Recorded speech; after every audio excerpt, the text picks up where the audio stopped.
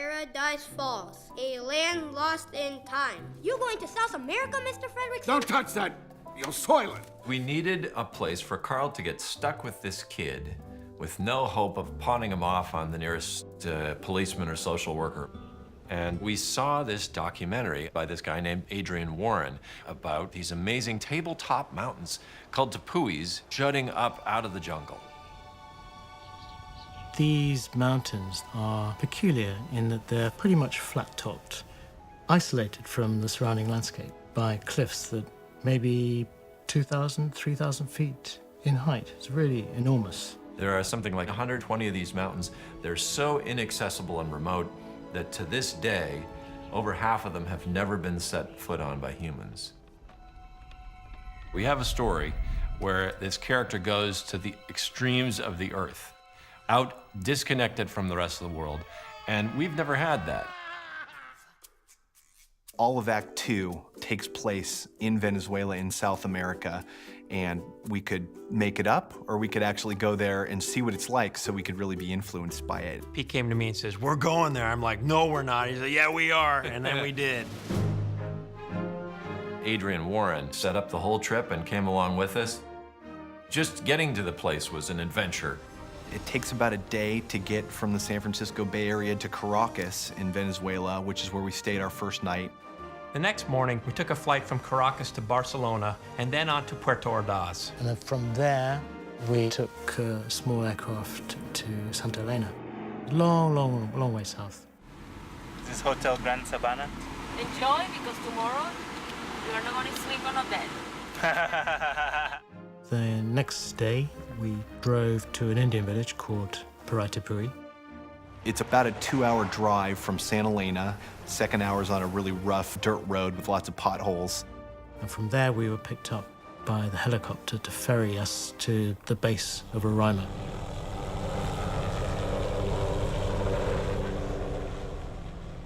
We could have landed on top of Roraima, but I decided to make them walk from the bottom of the cliffs to give them, a bit more of an adventurous experience. And we finally got there, and here's this looming, giant block of rock coming at you. It was really foreboding. It's this dark thing that shoots up out of the ground. We're climbing that? Yeah. It looked like, oh, no, you're not. You're trying to relate your size cues to this thing. And then Adrian Warren starts to point out, oh, look, there are some people who already started to make their trip up. And then somewhere on the face of this tepui, you see these kind of like salt specks. Those are people? After everyone was gathered, we put our backpacks on and started climbing up Roraima from about 6,300 feet up to about 8,900 feet. The trip up was like 6 hours of Stairmaster, because nothing was just a straight path. Everything was over roots and down into mud and up, and step by step, it was finding a place to put your foot that wouldn't slip. It was so steep in certain areas.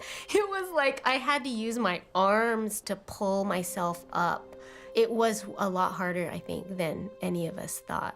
We had our humongous big boots on, our Gore-Tex, everything, The guides, on the other hand, they had flip-flops. Emilio, he was wearing socks and slippers that were 2 sizes too small for him that he actually borrowed from his girlfriend. He climbed Roraima with that and walked through all the other stuff with that. And what you're climbing up past are millions upon millions of years of sediment layered on top of each other.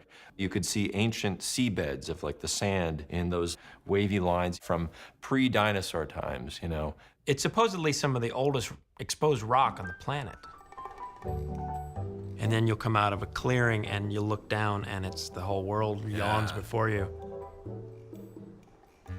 I just never forget coming over a rise thinking we were close and looking down, and then just my head went up, realized that last climb was 1,000 feet on rocks that could sort of tumble down, and I just cried. Right there. Yeah. When we got to the top for the first time, it was one of the most amazing feelings I've ever had. This sense of achievement, because you realize, wow, I did something like that.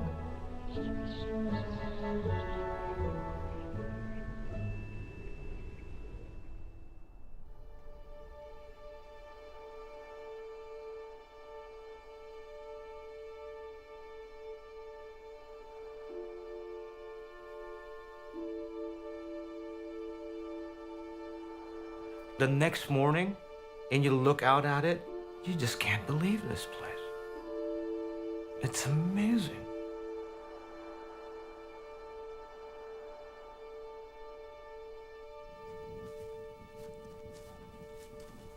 These tepuis are surrounded on all sides by these 2,000-foot cliffs, and it's just an exhilarating feeling. You inch over and you look down and it's a mile down. Yeah. And it's so far down. Scared myself. You can't capture how scary it is to be looking down over the edge. You know, there's no handrails or safety equipment, like you're not attached to any ropes or anything. You're basically on the edge looking straight down. You can get a sense of it, but there's nothing like your own life being in danger to really heighten that sensation. The tepuis consist of sandstone, which is several thousand feet thick, laid down as lake bed sediments. This used to be millions and millions of years ago, the surface of the ground. And at that time, South America was joined to West Africa. And then about 150 million years ago, South America drifted across westwards and bumped into the Pacific plate, which pushed up the Andes, but it also pushed up this sandstone in a sort of blister shape. And then weathering did the rest. And we're left with these standing shapes, which are the tepuis now. I was thinking that it was going to be like a table or a plateau or something, and that you would be able to see across to the other side. But you get up there and you see rock formations go on and on. The landscape on top of these tepuis, it's like nothing I've ever seen before or even thought existed. It felt like you were on the moon. It was the closest to being on Mars that I think I'll ever get. It felt like we went back in time into some kind of mythical land. And all these rocks, they have these strange shapes. There are some shapes of turtles. There's the shape of what looks like a Mexican with a sombrero sitting by the campfire. There's dinosaurs. There's a monkey eating an ice cream cone. There's rocks teetering on like a little spindle. We said, there's no way if we put this in the film that I would believe. It looks like the whole thing's gonna fall over. I would design some more support under that rock if this were in the computer. And yet there it is in real life, so. And it's because of the sandstone being in different layers, some of which is harder and some which is softer. Of course, the softer rock wears away by the wind and the rain more quickly, so you get these very, very strange sculptures. This place does feel old and forgotten, and it feels like the perfect place. Maybe that's why these feel right, all these rock slabs that are all at different angles, is that it feels like it's falling apart, that it's really super old. Yeah, and since it's sedimentary, it feels like it's wrinkles. Yeah. It feels like it's an old man itself.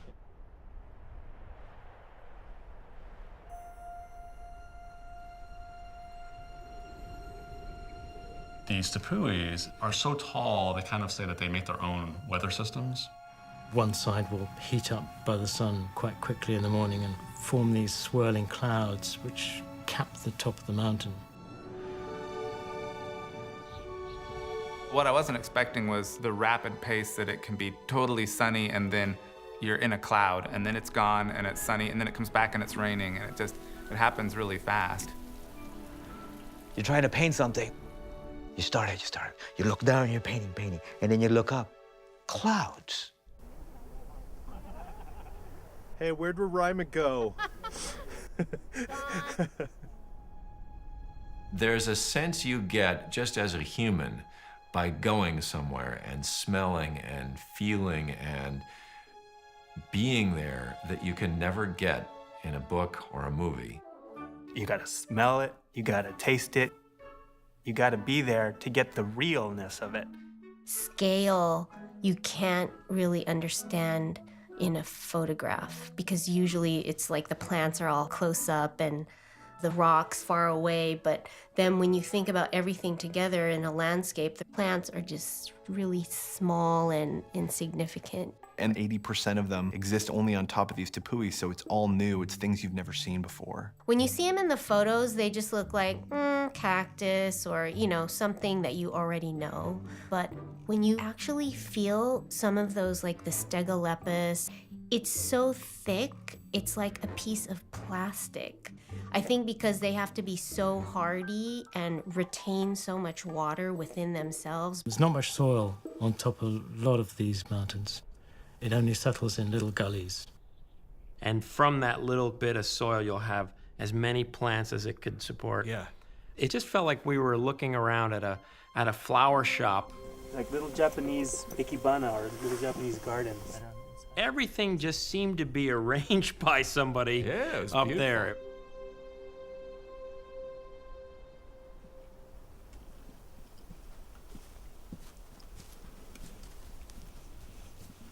We walked all over Roraima. We went to the edge so we could look across to Kukanam, across this beautiful forested valley. We walked up to the Valley of Crystals. The whole valley is covered in quartz crystals. I took them to a sinkhole. The way it's eroded, it looks like pillars. And they would suddenly sit down, say, okay, we're going to stop here and make a lot of drawings. If I have a time to draw something, even if the drawing is lousy, it somehow sits in my head more. Like there's something about the act of putting it on paper that makes me experience it more vividly. It was an interesting experience for me because they would gaze in wonder at something and would examine it in fine detail to feel it and make beautiful watercolors, ask very different kinds of questions. What you pull out of the experience as an artist is essentially what you're trying to show the audience. And that means that what we localize on and what we can feature is very important while you're there in the location. Their sketches really tell you a lot about who they are, what they look for, and what's important in the landscape. Ronnie Del Carmen's had a real emotional, colorful quality to what he did. Don and Nat were looking at wonderful rhythm of structures of things. Lou was looking for the whimsy of things, and Bryn, you could tell she was really keyed into the beautiful textures she was seeing. We modeled some rocks and painted them so that you could really see like the lichen deposits and all the mineral deposits, things that are stuck onto the rock. It was really helpful in getting that look into the movie. Darn thing. There are certainly very specific things that ended up in the film. There are these cave walls that have been carved by water rushing past that we ended up using for Muntz's cave, the same sort of feel of this erosion. And coming out of the mist and thinking you're looking at a person, but really it's a rock shape. I mean, that really happened. Hey. You were talking to a rock. Also, Muntz's lair, all the rocks around the entryway of that cave were influenced by the Kukanan tepui that we visited. There is another tepui next to Roraima called Kukanan, and we decided that we would go there. But of course, you've got thousands of feet of cliffs and impossible landscape in between. So we did it by helicopter, which sounds easy enough, but of course you can't carry many people in a helicopter. So we all took turns shuttling over to the top of Kukanan, and the plan was for us to just spend an hour, maybe 2 hours there, exploring that summit a little bit. There's nowhere to land on this tepui except for certain little islands in the middle of these vast stretches of crazy rocks and marsh.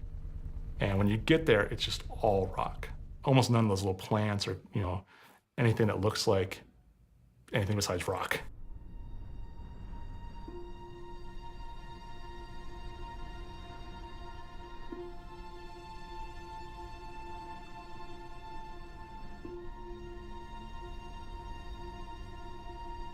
Most of the time up there, it was just dead silent. There's nothing.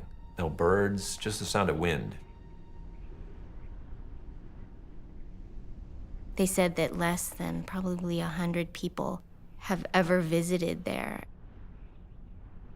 It's an extremely dangerous mountain, but it's such a labyrinth of rocks, it's easy to get lost, and several people have disappeared without trace.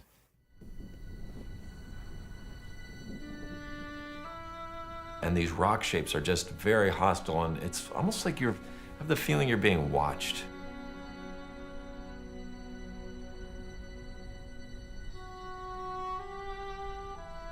Kukinan, for the Indians, always seemed to have the edge on Roraima as being the home of evil spirits, or mischievous spirits, actually, they prefer to say, that catch you unawares.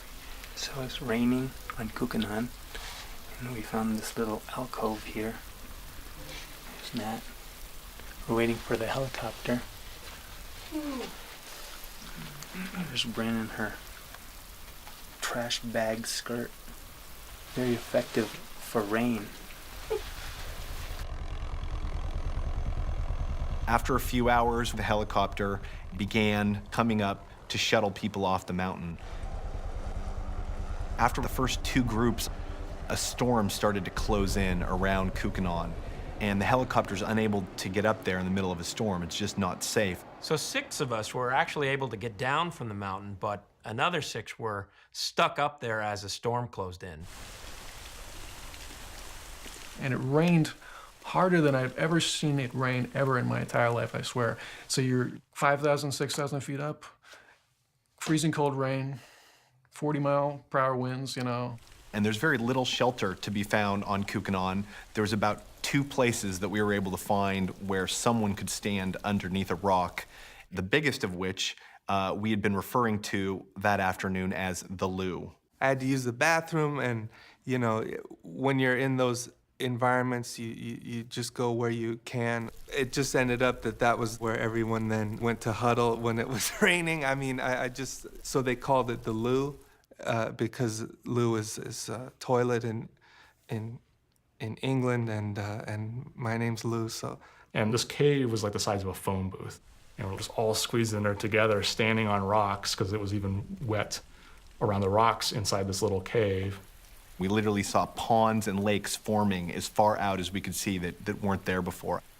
All these rock shapes turn into these amazing water sculptures where everything is just one big waterfall. Sometimes the storm doesn't last long, but that day the storm went round and round in circles and got worse and worse.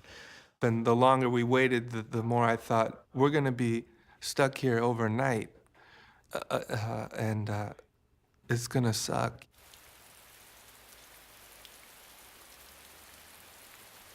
There was no place on this tepui to pitch a tent, so we would have just been standing or sitting in the loo in our sleeping bags all night. We're getting desperate. We started looking for more shelter, and then we heard the helicopter. Thankfully, with 15 minutes of daylight remaining, the helicopter returned, and we were able to get off the mountain before nightfall, and we were very grateful.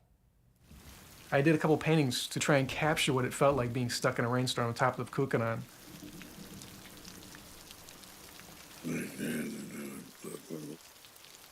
It was a real relief to get off of Kukinan, but we knew the next day that we had to kind of continue our journey.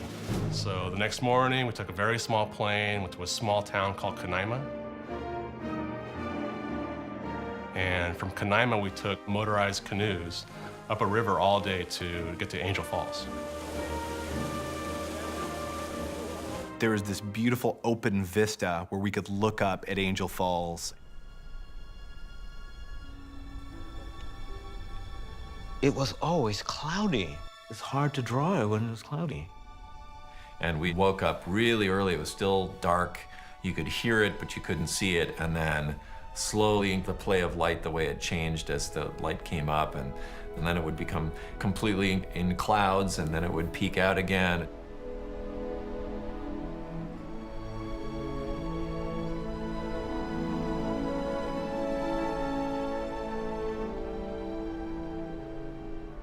That was a cool morning, just sitting and watching and trying to capture that on paper.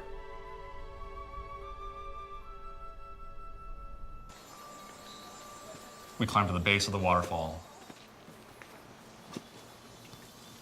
The scale of it is it's amazing. Angel Falls is the tallest waterfall in the world. It's so tall that the water actually vaporizes before it hits the bottom. So it doesn't really have like this kind of crashing Niagara Falls at the bottom. It just vaporizes into this mist that collects and forms these kind of more gentle falls. Our waterfall is actually 3 times taller than Angel Falls. just to make it beautiful and have enormous scale for Carl when he goes to see it.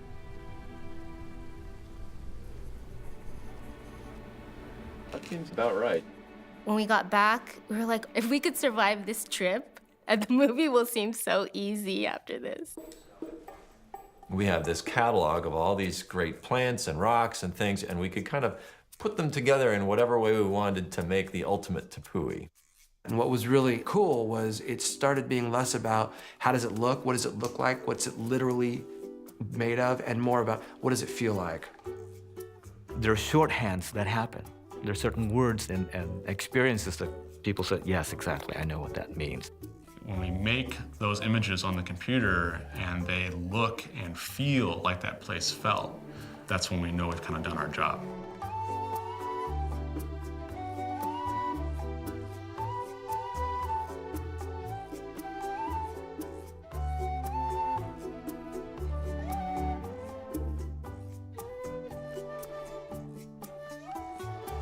It felt like we sort of earned the idea of using a tepui in our film. Is that our hiking start point right there? Yeah, that's it. And beyond all the amazing things we saw and the photographs and the detail that we were able to observe and hopefully capture in the film, I think what we walked away with was a feeling that we'd been on the same journey as Carl had.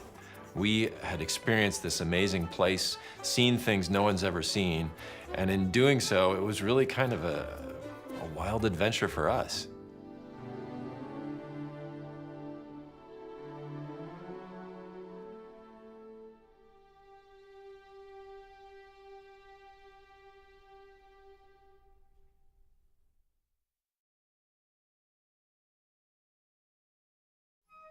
Yeah, I don't really like villains. They don't seem like a reflection of reality. I don't think anybody goes to sleep thinking, how can I do evil tomorrow?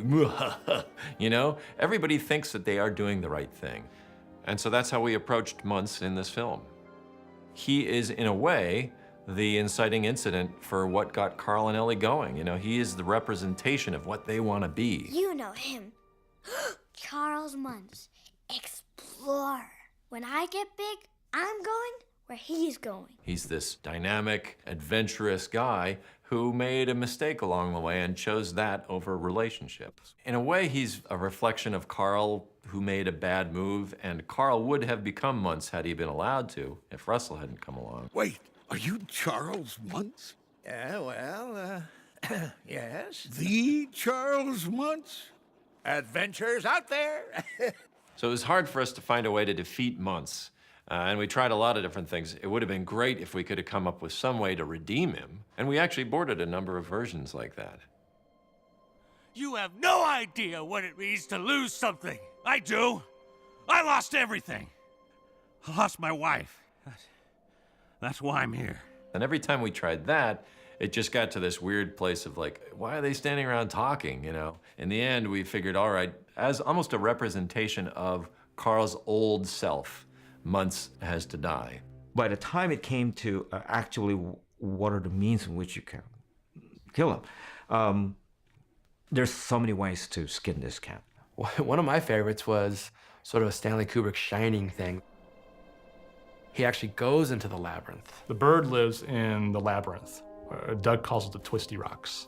The labyrinth felt like a symbol of Muntz's obsession, you know? He couldn't go in and get the bird. He knew he'd get lost, because once you go in, you can't get out. It's a lot like some of the stuff we saw in South America.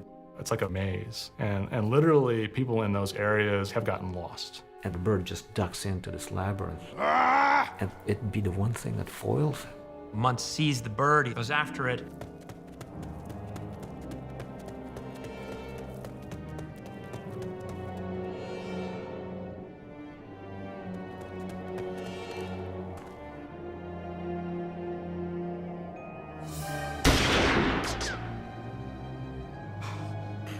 I did it!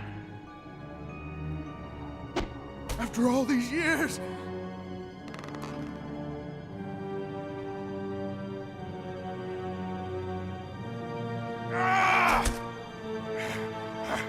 Frederickson!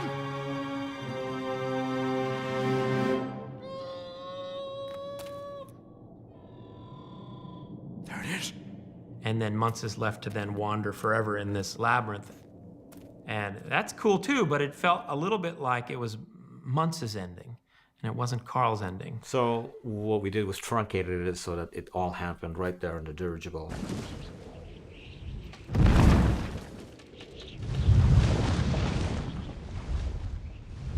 We tried one version where Muntz got stuck inside the house. Muntz is still after his quarry, and that's what his undoing is. Master has the bird! The bird! No! No!